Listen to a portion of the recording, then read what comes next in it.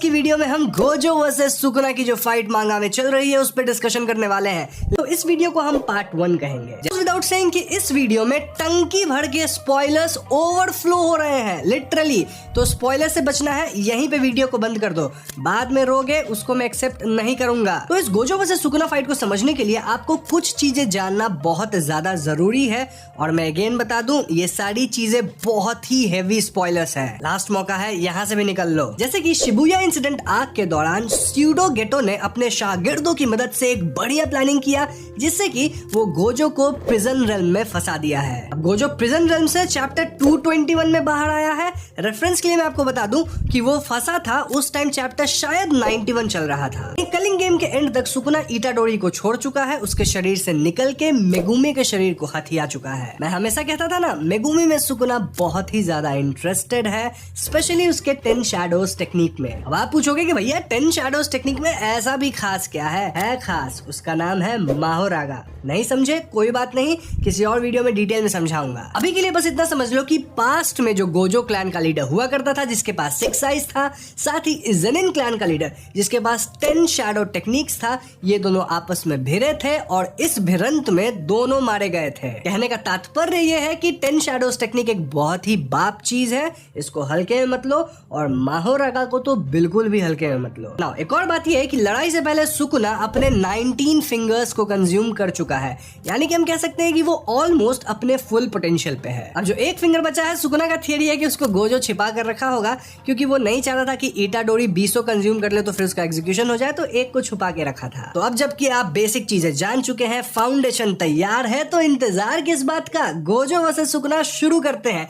Prison realm से निकलने के बाद गोजो और सुकुना एक दूसरे के सामने आते हैं और वो दोनों मिलकर डिसाइड करते हैं आज नहीं लड़ते हैं, 24 दिसंबर को मिलेंगे, मस्त नहा धोकर आएंगे, फिर अपन दोनों लड़ाई शुरू करेंगे। पूरी जुजुत्सु सोसाइटी 24 दिसंबर को इस लड़ाई को देखने के लिए तैयार थी। मतलब लिटरली लाइव ब्रॉडकास्ट हो रहा था ये फाइट। इस फाइट का इतना ज्यादा डिमांड था कि सिर्फ पे पर व्यू से 5 बिलियन येन का धंधा हो चुका था। 5 बिलियन येन कितना होता है? 300 करोड़ रुपए क्या? बाप रे बाप। अब ये तो पे पर व्यू था, फिर समझो लीगल बेटिंग और इलीगल बेटिंग, इनमें कितने पैसे लग गए होंगे। मैंने भी फाइट से पहले जो बैरियर बनाने का काम था, इसके लिए गोजो कियोटाका इजिची से कहता है कि भैया तुम बैरियर बनाओ। अब इजिची कहता है कि मेरा बैरियर उतना कुछ खास तो है नहीं, मेरे से बहुत बेटर लोग हैं जो बैरियर बना सकते हैं, तो तुम मुझे क्यों कह रहे हैं? तो गोजो कहता है आई ट्रस्ट यू। खैर गोजो और सुकुना आमने सामने आते हैं और गोजो शुरुआत करता है अपने हॉलो पर्पल से। ये अटैक इतना लीथल था कि सुकुना बिल्डिंग तोड़ ताड़ के अपने। यहाँ हुआ ये कि इजिची के बैरियर के कारण सुकुना जो था वो गोजो के अटैक को भाप नहीं पाया, इसीलिए उसको पहला झटका लगा, यानी कि हॉलो पर्पल। हालांकि इससे सुकुना को ज्यादा कुछ हुआ नहीं, बिल्डिंग टूटी आसपास की बहुत सारी, शोइंग की कितना ज्यादा पावरफुल वो अटैक था। लेकिन सुकुना है, मजाक थोड़ी है। मतलब लिटरली बंदा बिल्डिंग में पिला गया, क्या नहीं हो गया और उसको कुछ हुआ नहीं है। यहाँ सुकुना अब तैयार था और वो गोजो से कहता है कि तुम एक मछली की तरह हो, कितना भी फड़फड़ा लो अंत में मारे जाओगे। इस पे गोजो कहता है कि भले ही तुम मेगुमी जैसे दिख रहे हो, तो ये मत सोचना कि मैं तुमको पेलूंगा नहीं, तुम्हें तो मैं पक्का पेलूंगा। खास करके तुम्हारे जैसे शक्ल वाले एक इंसान को मैं पास्ट में पेल चुका हूँ।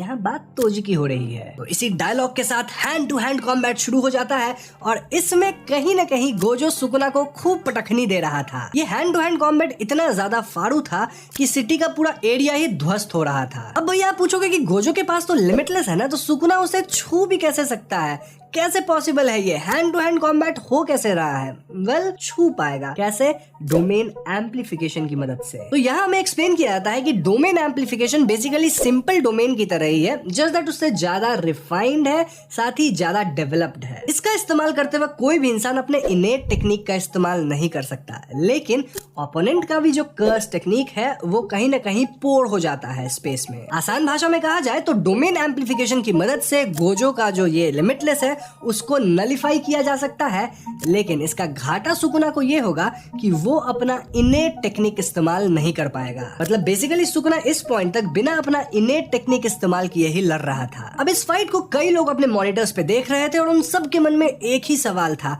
कि भैया ये हाथापाई कब तक चलता रहेगा, हमें देखना है डोमेन एक्सपेंशन, क्योंकि असली लड़ाई तो डोमेन्स की है। डोमेन एक्सपेंशन की बात आ ही गई है तो मैं आपको याद दिला दूं कि सुकुना के डोमेन एक्सपेंशन का नाम है मेलवोलेंट श्राइन, मेलवोलेंट श्राइन, जो भी प्रोनाउंसिएशन है। वहीं अगर गोजो की बात की जाए तो उसका डोमेन एक्सपेंशन है अनलिमिटेड वॉइड। एक फुली फॉर्म डोमेन के अंदर आपका अटैक शॉ हिट होगा जो कि सामने वाले के लिए जानलेवा होता है। अब यूजुअली जब आप एक डोमेन क्रिएट कर रहे हो तो डोमेन का एक बैरियर होता है, राइट, लेकिन सुकुना का एक एरिया है, कोई बैरियर है ही नहीं। जी हाँ, इट्स पॉसिबल ही नहीं है, लेकिन सुकुना कर पाता है। ऑब्वियसली किंग ऑफ कर्सेस है, कुछ तो उसका यूएसपी होगा। लोग यहाँ डिस्कस कर रहे होते कि कैसे गोजो अपने 6 आइज की मदद से अपने कर्स्ड एनर्जी का इतना इफिशिएंटली इस्तेमाल करता है कि उसका जो कर्स्ड एनर्जी का भंडार है वो कभी खत्म होता ही नहीं। ये सब सुन के यूटा बोलता है कि बेटा बात ऐसी है कि गोजो सेंसेई से ज्यादा कर्स्ड एनर्जी है मेरे पास और मेरे से दुगुना से भी ज्यादा कर्स्ड एनर्जी है सुकुना के पास,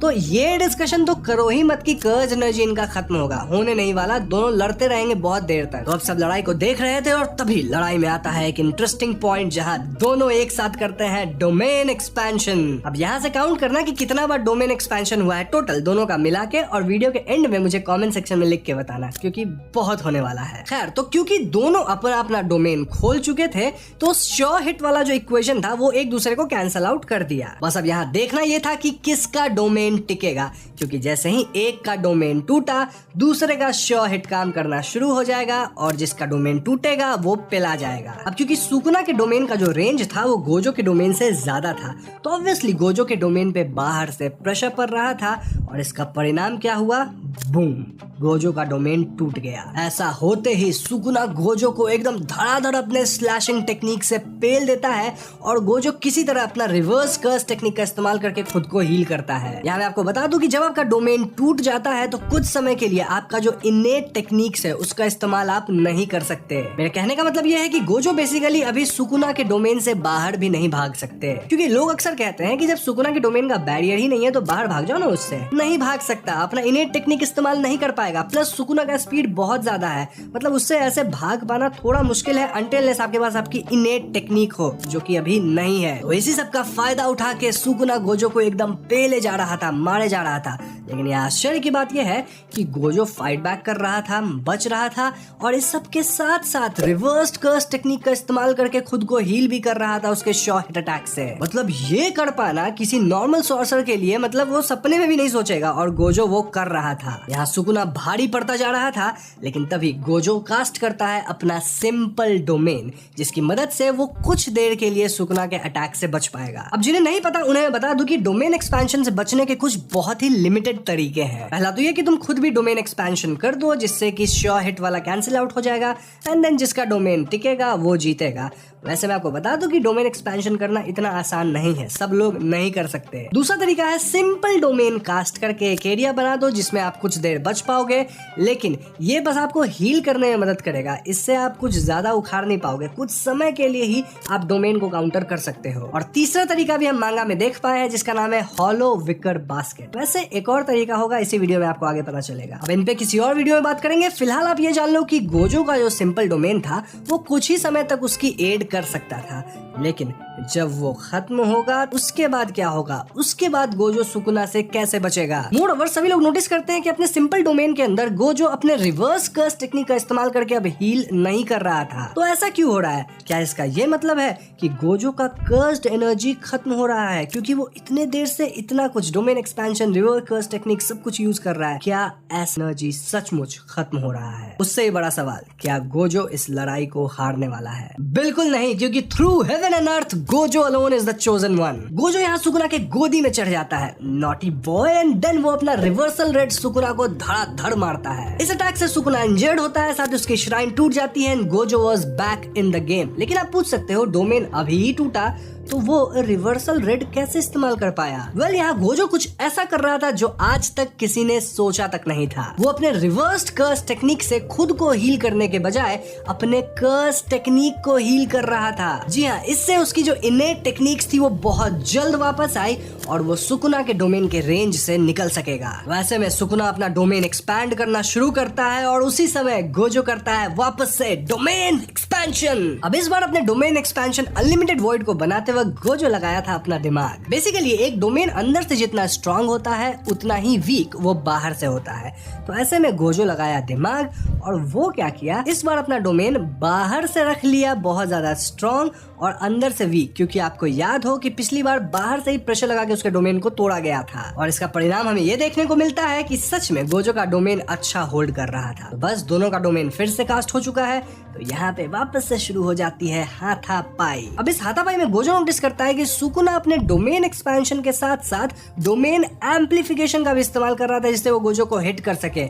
ये एक बहुत बड़ी बात है। Sukuna king of curses. अब गोजो का जो अनलिमिटेड वॉइड है वो किसी को भी हिट कर सकता है। तो ऐसे में सुकुना गोजो से ऐसे बैक टू बैक चिपक जाता है ताकि उसको अनलिमिटेड वॉइड से हिट ना हो। इसके बाद सुकुना अपने इफेक्टिव रेंज को फोकस करता है जिससे पावर बूस्ट हो। देन वो फाइनली अपने डोमेन के कंडीशंस को भी गोजो की तरफ फ्लिप मारता है और गोजो का डोमेन एक बार फिर से चकनाचूर। अब जैसे ही गोजो का डोमेन टूटा वो वापस पिटने लग जाता है एंड यही एक्सपेक्टेड भी था। इस पॉइंट पे गोजो कहता है कि अब मैं एक ऐसी टेक्निक का इस्तेमाल करने वाला हूँ जो कि मैंने बचपन में सीखा था। कभी सोचा नहीं था कि इसका इस्तेमाल करूंगा, लेकिन आज कर ही लेता हूँ। फिर यहाँ हमें बताया जाता है फॉलिंग ब्लॉसम इमोशन के बारे में, जो कि एक सीक्रेट कर्स्ड आर्ट है और ये सिर्फ 3 बिग फैमिलीज में ही पास डाउन किया गया है। बेसिकली ये एक तरह का एंटी डोमेन है, kind of like a cursed energy control program जो कि किसी को भी रिपेल करेगा जो कि उसे छुएगा। अब ये अनलिमिटेड वॉइड जैसे कॉम्प्लिकेटेड डोमेन्स के लिए तो काम नहीं करेगा, लेकिन अगर सुकुना के डोमेन को देखा जाए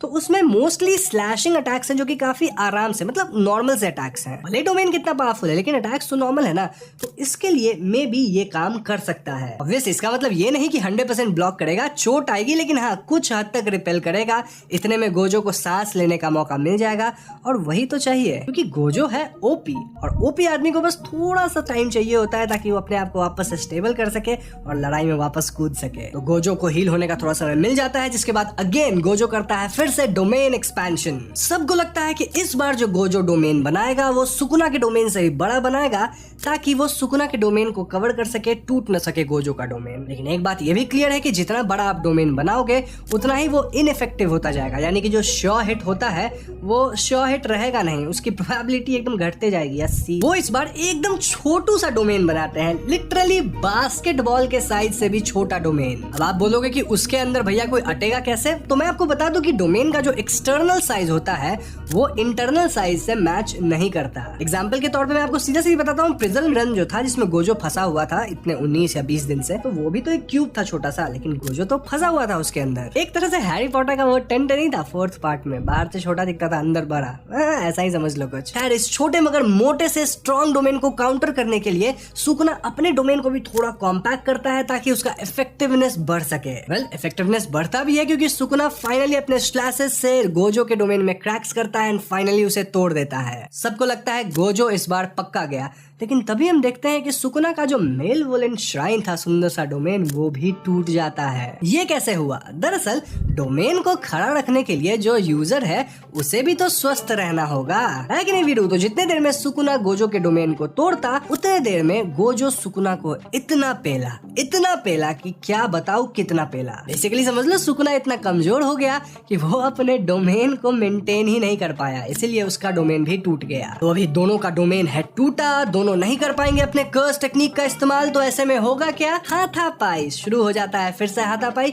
और हाथापाई में तो भैया अपने गोजो है उनका हमेशा पलड़ा भारी ही होता है। आप यहाँ बोलोगे कि भैया गोजो तो अपने कर्स टेक्निक को हील करना जानता है ना, तो वो जल्दी से हील करके जल्दी से डोमेन वापस रिकास्ट कर लेगा। वेल यहाँ हम सुकुना की बात कर रहे हैं, उसे नहीं आता था ये चीज, लेकिन गोजो को देख के वो तुरंत सीख गया और वो भी अपने कर्स टेक्निक को हील करने लग गया है। वैसे जब इनके बीच हाथापाई चल रही होती है तो गोजो एक बार सोचता है कि ठीक है, लड़ रहा हूँ मैं सुकुना से, सब कुछ ठीक है, लेकिन ये बंदा अभी तक मेगुमी के 10 शैडोज टेक्निक का इस्तेमाल क्यों नहीं किया। मतलब सीरीज के शुरू से हम देखते हैं कि कैसे सुकुना मेगुमी में इंटरेस्टेड था, इतना वो टाइम लगाया, अपना जान लगाया मेगुमी को हासिल करने के लिए, और अब जब लड़ाई हो रही है तो उसके कोई टेक्निक यूज ही नहीं कर रहा। स्पेशली माहोरागा का इस्तेमाल क्यों नहीं कर रहा? वो तो सबसे बाप है यार, पूरे फाइट को पलट सकता है। वेल, आपको पता चलेगा कि वो इसका इस्तेमाल कब करेगा। खैर, इसके बाद दोनों एक साथ हील होते हैं, फिर से डोमेन एक्सपेंशन करते हैं, और यहाँ भी गोजो का स्ट्रैटेजी सेम था। मतलब सुकुना को इतना पे लो कि भले ही मेरा डोमेन टूट जाए, सुकुना भी अपना डोमेन मेंटेन नहीं कर पाए, और होता भी ऐसा ही है। इस बार सुकुना बहुत ज्यादा इंजर्ड था, यानी गोजो भैया कस के कुटाई किए थे, आधा चेहरा उड़ गया था। इससे एक बात तो हम व्यूअर समझ गए हैं कि भले ही डोमेन सुकुना का यूनिक है, लेकिन डोमेन के अंदर जब मार धाड़ करने की बात आती है तो गोजो भैया है यहाँ। वैसे में ये दोनों वापस से खुद को हील करने लगते हैं, अपने कर्स टेक्निक को हील करने लगते हैं ताकि वो लोग डोमेन खोल सके। दोनों फिर से सेम टाइम पे डोमेन एक्सपेंशन करते हैं, लेकिन यूटा यहाँ पॉइंट करता है कि शायद गोजो इस बार 0.01 सेकंड्स पहले अपना डोमेन खोला। ऐसा इसलिए हुआ क्योंकि सुकुना को खुद को भी हील करना था, वो काफी इंजर्ड हो गया था, तो ऐसे में उसको रिस्टोर करने में अपना पूरा जो इनेट टेक्निक्स है या जो भी है उससे समय लग गया, और गोजो उससे 0.01 सेकंड्स फास्टर था। अब ये भले ही छोटा समय लग रहा है, लेकिन भैया यहाँ लड़ाई सुकुना और गोजो की हो रही है, और इनके लड़ाई में इतना छोटा फ्रैक्शन भी बहुत ज्यादा मायने रखता है। तो इसका परिणाम क्या हुआ? परिणाम ये कि सुकुना को लगा अनलिमिटेड वॉइड का हेड, यानी कि इस बार गोजो का अपर हैंड था, और इस बार डोमेन की लड़ाई 2 मिनट 40 सेकंड तक चलती है, जिसके बाद गोजो का तो डोमेन नहीं टूटता, लेकिन सुकुना का डोमेन टूट जाता है। जी हाँ दोस्तों, इसके परिणाम अनुसार सुकुना हिट हुआ अनलिमिटेड वॉइड से, और इस पॉइंट पे लग रहा था कि भैया फाइनली गोजो इस लड़ाई को जीत चुके हैं। गोजो अपना किलिंग ब्लो देने आगे बढ़ता है, लेकिन सुकुना निकालता है अपने तुरुफ का इक्का, और वो था माहोरागा। ये थोड़ा ज्यादा हो गया, मतलब इतना भी ओवर एग्जैजरेट नहीं करना था, बट है माहोरागा बाप है। जी हाँ, डाइवर्जेंट सिला डिवाइन जनरल माहोरागा का इस लड़ाई में एंट्री होती है, और गोजो सोचता है कि जल्दी से इसे एक ही हिट में खत्म करते हैं, लेकिन माहोरागा यहाँ अनलिमिटेड वॉइड में अडेप्ट कर गया था। यानी गोजो को अब लड़ना होगा माहोरागा से, जो कि इतना ओपी है कि वो गोजो के अनलिमिटेड वॉइड तक को अडेप्ट कर गया है। तो समझ जाओ ये कितना मुश्किल होगा गोजो के लिए। साथ ही सुकुना को समय मिल जाएगा खुद को हील करने के लिए और अपने पैरों पे खड़ा होकर वापस से एनर्जाइज होकर लड़ाई में कूदने के लिए। तो इस लड़ाई को आगे कौन जीतने वाला है? पता है आपके मन में कई सवाल आ रहे होंगे, जैसे कि डोमेन को लेके, कर्स टेक्निक को लेके, देन माहोरागा को लेके, देन कलिंगे मार्क को लेके, शिबुया को लेके, सब पे वीडियो मैं लाऊंगा।